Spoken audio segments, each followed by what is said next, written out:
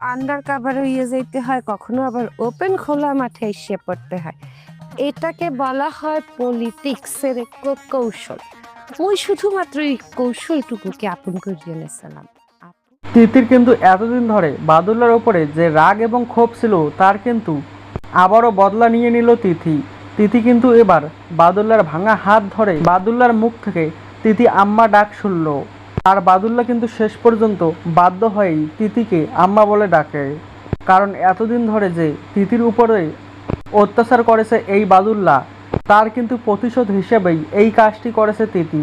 আরও কিন্তু তিথি বাদুল্লার মুখ দিয়ে বলিয়েছে যে যদি আর কোনো দিন তিথির দিকে এই বাদুল্লা কুনজরে তাকায় তাহলে কিন্তু সে অমানুষের বাচ্চা। সব কিছু মিলিয়ে কিন্তু হাবুল স্কলারশিপ এই নাটকের 250 নম্বর পর্বটি খুবই জমজমাট এবং ইন্টারেস্টিং হতে চলেছে।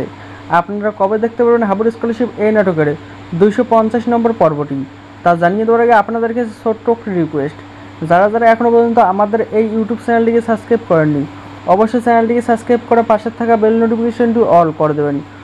কারণ আমরা কিন্তু প্রতিনিয়ত এইরকমই নাটকের রিভিউগুলো এই চ্যানেলে দিয়ে থাকি।